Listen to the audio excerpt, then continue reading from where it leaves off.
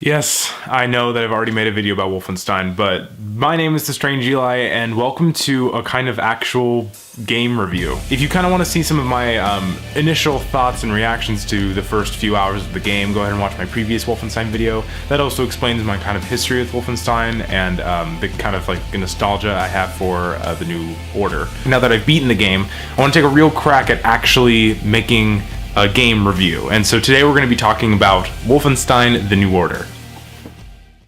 Also, to better understand how this review is going to work, I like to think of my reviews as two different kind of sections. One is the gameplay, and the other one is the story. Wolfenstein: The New Order was a game that was created in 2013 by Bethesda Softworks, and it features the main character, Billy Blazkowicz, as he kind of goes through, well, Wolfenstein. It's a Wolfenstein game. To begin, let's start with the gameplay.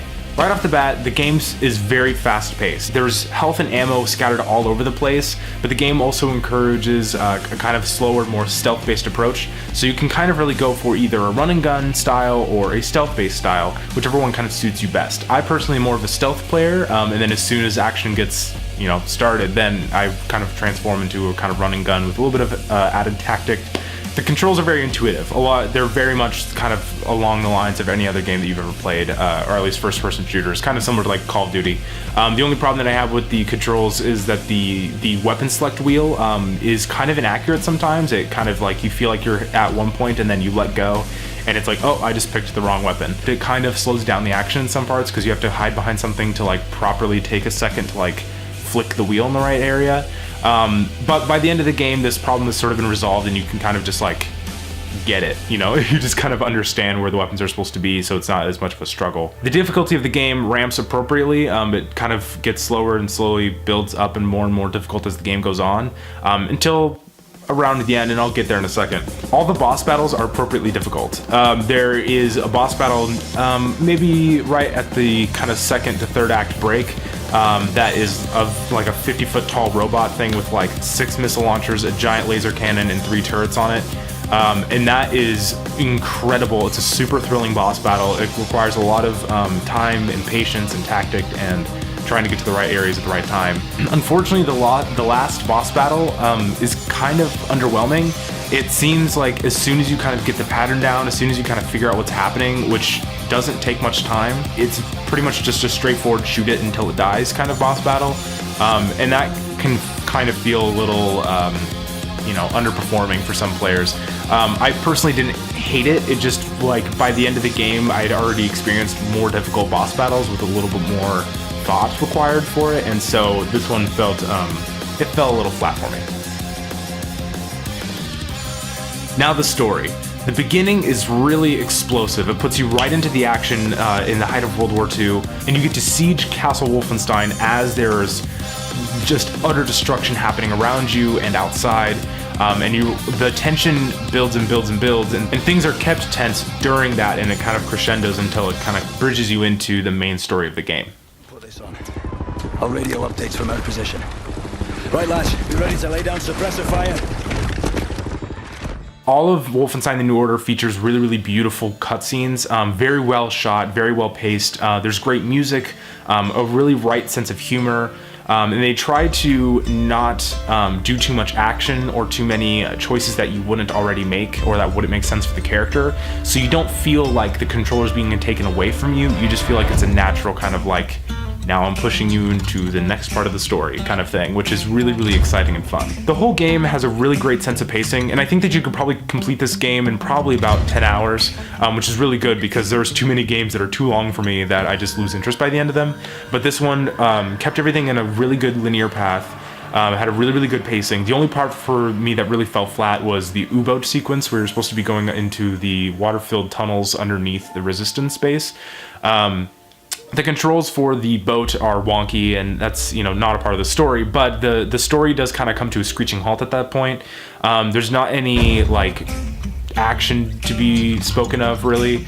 It's mostly just kind of like navigating your way through tunnels and trying to solve kind of obtuse puzzles that aren't obvious because you're working in a 360 environment where you're moving up and down, left and right, but also looking in any direction. It disrupts the pacing majorly, but it does pick up right after that part of the story. Again, after the boss battle that I mentioned between the second and third, the third act, those last like 2 or so hours of the game are like amazing. And like as soon as you get back on the ground from the lunar base, you are just like there, and you are like, there's no break in the action. Everything is intense again. Everything is like has the same level of urgency and the same kind of level of thrill as the first hour of the game has, which was really, really fun. It was really, really great to kind of encounter old settings in this brand new chaotic light, and it made the ending of the game really climactic. It made it very much like it felt like the end of an explosive third act. Now I do want to throw up a spoiler alert, because the actual ending of the game, story-wise, on top of a kind of anticlimactic boss battle, the ending feels a little lackluster. And maybe this is just my opinion, and I've heard other people with different opinions say that it's not. But for me, I felt like the ending should have answered more questions. It felt like there should have been a more whole story. It shouldn't have felt like it was just leading up to the next game. A lot of the questions about the Resistance, about our love interest Anya, a lot of the questions about like Frau Engel and like her sort of thing were just kind of left open in a way that didn't feel like a enticing cliffhanger. It more just felt like an unsatisfactory, incomplete ending for me. Again, big spoiler, but BJ being kind of taken out by a grenade, or being like maimed by a grenade at the end, felt kind of lame, because you encounter much scarier, much more deadly grenades within the game that don't kill you. And of course BJ doesn't get killed, but like it feels like there's this weak kind of like World War II style like hand grenade shouldn't take out this guy who we've seen take much, much, much worse throughout the game. While doing research for this review, I found a really interesting interview between the game's director and talking to an interviewer from Time magazine, who they were doing this piece on the kind of like themes of Nazism in World War II and the themes of Nazism in Wolfenstein, because Wolfenstein is ultimately a revisionist history of the events that happened in World War II, both technology-wise and also like who won. And something that really interesting that I found that kind of summed up my thoughts and kind of perfectly describes the game is that the game's director kind of compared it to Quentin Tarantino's Inglourious Bastards, both of which are revisionist history stories about World War II and the events of World War II, but don't shy away from the actual devastating effects of Nazism, and especially Nazism as it affects both, Germany and Poland and the Jews, but also Americans and how they kind of react to World War II. Similarly to Inglourious Bastards, Wolfenstein doesn't stray away from adding comedy into the game. And the guy who wrote the Time article and interviewed the game's director was worried that the humor of the game would overwhelm the actual effects and actual history of Nazism. And it's a good question, and I think it's an appropriate question to ask when you're making a game like this, because it's like, can you bring humor to a subject like Nazism? And I think that this game does a really, really good job of not straying away from, like I said, the devastating effects of Nazism. The game absolutely, like, you see all of the ugly parts, and Blazkowicz, when he sees them, comments on their absolute devastating nature, and comments on how crippled and how sad the world is in comparison to the America or the world that he knew before the war. They never go to the extent of actually justifying their thought processes or trying to make the Nazis relatable. They're always at arm's length in terms of like how people should think. And I think that's really, really cool in a game like this to see that kind of angle. Considering everything I just said, everything I just told you, I would give Wolfenstein: The New Order probably like a 7.5 out of 10. It's a really, really incredible game with really amazing graphics, really awesome gameplay, and a fantastic story that just had a few things that fell short in terms of kind of difficulties with controls, underwhelming boss battles, and a kind of personally lackluster ending. Anyways, guys, if you like this video, go ahead and give it a thumbs up. If they bring back the rating system, go ahead and give this video 5 stars, but we know they won't.